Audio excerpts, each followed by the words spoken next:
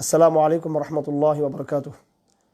আলহামদুলিল্লাহি নাহমাদুহু ওয়া নাস্তাঈনুহু ওয়া নাস্তাগফিরুহু ওয়া নু'মিনু বিহি ওয়া নাতাওয়াক্কালু আলাইহি ওয়া নাউযু বিল্লাহি মিন শুরুরি আনফুসিনা ওয়া মিন সাইয়্যাতি আমালিনা মান ইয়াহদিহিল্লাহু ফালা মুদিল্লা লাহু ওয়া মান ইউদ্লিলহু ফালা হাদিয়া লাহু ওয়া নাশহাদু আন লা ইলাহা ইল্লাল্লাহু ওয়াহদাহু লা শারীকা লাহু ওয়া নাশহাদু আন্না মুহাম্মাদান আবদুহু ওয়া রাসূলুহু। আম্মা বা'দু ফাআউযু বিল্লাহি মিনাশ শাইতানির রাজীম। বিসমিল্লাহির রহমানির রহিম। يا أيها الذين آمنوا استجيبوا لله والرسول إذا دعاكم لما يحييكم واعلموا أن الله يحول بين المرء وقلبه أنه إليه تحشرون واتقوا فتنة لا تصيبن الذين ظلموا منكم خاصة واعلموا أن الله شديد العقاب। প্রিয় তৌহিদবাদী দেশবাসী, বিশেষ করে বীর চট্টলার আমার প্রাণপ্রিয় তৌহিদ ভাইয়েরা, আপনারা সকলে অবগত আছেন, আমরা বাংলাদেশে আমাদের উপর চাপিয়ে দেওয়া একটি বিদেশি প্রতিবেশী রাষ্ট্রের পক্ষ থেকে চক্রান্তের ধারাবাহিকতা মধ্য দিয়ে তাদের আরোপিত এবং তাদের চাপিয়ে দেওয়া যে কনস্পাইরেসি ষড়যন্ত্র, তার প্রতিবাদে গত জুমাবার আমরা একটা কর্মসূচি ঘোষণা দিয়েছিলাম। আর সেটা হলো সেই প্রতিবেশী রাষ্ট্র ভারতের চট্টগ্রামস্থ হাইকমিশনে স্মারকলিপি প্রদান করা, এবং এটি একটি গণজামায়াত থেকে হওয়ার কথা ছিল। আমরা আমাদের আজকের এই ল্যাবের মাধ্যমে আমরা আমাদের সে কর্মসূচির কথা আপনাদের সকলকে স্মরণ করে দিতে চাই। এই কর্মসূচিটি গুরুত্বপূর্ণ। ইতিমধ্যে আপনারা সকলে দেখতে পেরেছেন যে চট্টগ্রামে বিয়োগান্তিক ঘটনা ঘটেছে এবং আমাদের একজন আইনজীবী ইমানদার ভাই শাহাদত বরণ করেছেন।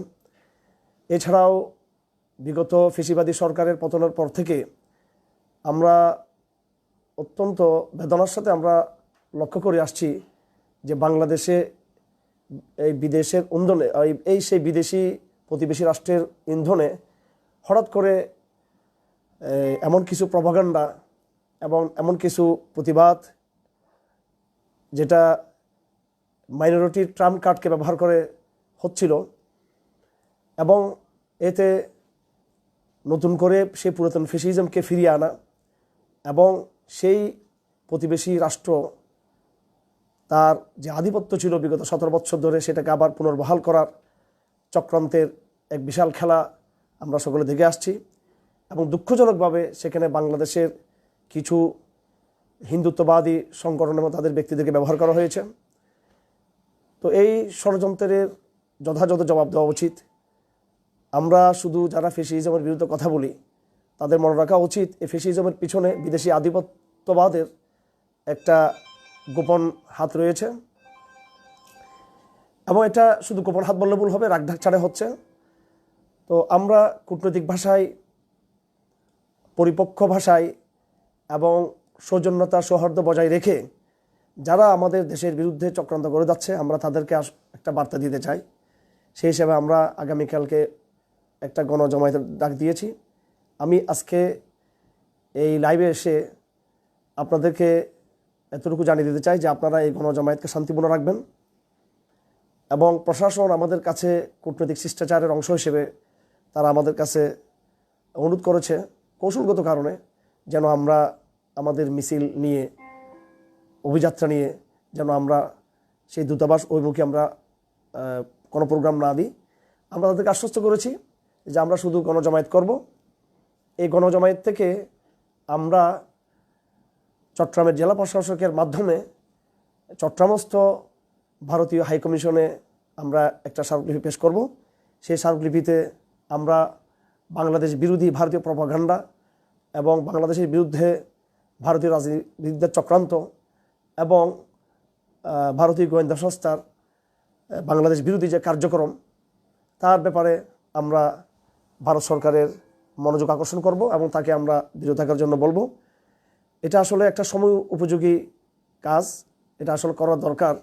আমাদের নতজানু পররাষ্ট্রনীতির কারণে বিগত ফ্যাসিজম আমলে আমাদের বিগত ফ্যাসিজম সরকারের নতজানু পররাষ্ট্রনীতির কারণে আমাদের দেশ চরমভাবে ক্ষতিগ্রস্ত হয়েছে, আমরা দেখেছি। পৃথিবীতে কোনো দেশ নতজানু পররাষ্ট্রের ভিত্তিতে, নতজানু কূটনৈতিক নিয়মের কারণে তারা কিন্তু মেরুদণ্ড সোজা করে দাঁড়াতে পারেনি। আমরা একটা শক্তিশালী বাংলাদেশের স্বপ্নকে সামনে রেখেই একটা শক্তিশালী কূটনৈতিক পলিসি নেওয়ার জন্য আমরা এই সরকারকে আহ্বান জানাবো। এই উদ্যোগটা সরকারের নেওয়া দরকার ছিল যে পার্শ্ববর্তী রাষ্ট্রকে তাদের দূতাবাসের কর্মকর্তাদেরকে ডেকে এনে, রাষ্ট্রদূতকে ডেকে এনে বাংলাদেশের বিরুদ্ধে তাদের হস্তক্ষেপ বন্ধ করার ব্যাপারে সরকারকে বলা উচিত ছিল। ইতিমধ্যে অবশ্যই আমরা সরকারের প্রশংসা করি, সরকারকে ধন্যবাদ জানাই। তারা কিছু কড়া বক্তব্য দিয়েছেন, প্রতিবাদ করেছেন ভারতীয় বিভিন্ন অবস্থানের বিরুদ্ধে, কিন্তু এই অবস্থানকে আরও শক্তিশালী করতে হবে। আমরা অবশ্যই কূটনৈতিক শিষ্টাচার বজায় রাখার কথা আমরা বলতে চাই। আমরা বাংলাদেশকে এগিয়ে নেওয়ার কৌশল আমরা গ্রহণ করতে আমরা বলতে চাই।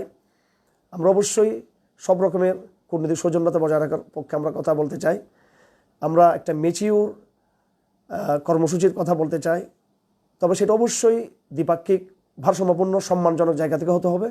আমরা দেখতে পাচ্ছি যে টোটালি একটা ভারসাম্যহীনতা এখানে তৈরি হয়েছে। একতরফা ভারত আমাদের বিরুদ্ধে প্রপাগান্ডা চালিয়ে যাচ্ছে, সাংস্কৃতিক রাজনৈতিকভাবে তারা অবস্থান নিয়েছে।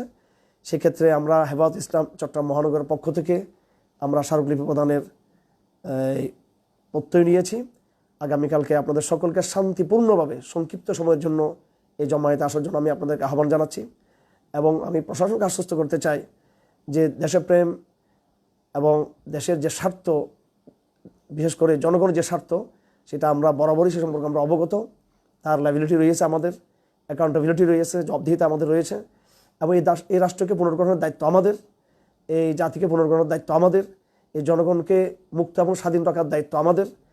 এটা আমরা ভালো করে বুঝি। রাষ্ট্র যারা অর্গান রয়েছে তাদের যেমন প্রফেশনাল দায়িত্ব রয়েছে, আমরা যারা রাষ্ট্রের হয়তো সরাসরি আমরা প্রশাসনিক অর্গান না, কিন্তু আমরাও কিন্তু জনগণের প্রতিনিধি হিসেবে আমাদের বড় দায়িত্ব রয়েছে। সেই দায়িত্ববোধ জায়গা থেকে আমরা প্রশাসনকে আশ্বস্ত করতে চাই, আমাদের যে কোনো কর্মসূচি এটা বাংলাদেশকে এগিয়ে নেওয়ার কর্মসূচি, এটা এই দেশ এবং জাতিকে পুনর্গঠনের কর্মসূচি, এটা আমাদের মেরুদণ্ডকে শক্তিশালী করার কর্মসূচি। এবং আমরা আশা করি আমাদের এরকম সাহসিকতাপূর্ণ প্রজ্ঞাপূর্ণ অবস্থানের মাধ্যমে আশা করি বিদেশি রাষ্ট্র যারা প্রভুত্বের রাস্তায় নিজেদেরকে নিয়ে যেতে চায় তারা সংযত হবেন। আমরা আশা করি আমাদের এই ডাকে পুরো জাতি ঐক্যবদ্ধ হবে ইনশাআল্লাহ আজিজ। আমি আপনাদেরকে আবারও আহ্বান করব, শান্তিপূর্ণ সংক্ষিপ্ত অবস্থানে কালকে আপনারা আসবেন এবং এখান থেকে সমাবেশ শেষে আমাদের দায়িত্বশীলগণ তারা ভারতীয় হাইকমিশনকে চট্টগ্রাম জেলা প্রশাসকের মাধ্যমে স্মারকলিপি প্রদান করবেন। এতটুকু কর্মসূচি আপনাদেরকে আমি জানিয়ে আমার বক্তব্য আজকে এখানে শেষ করছি।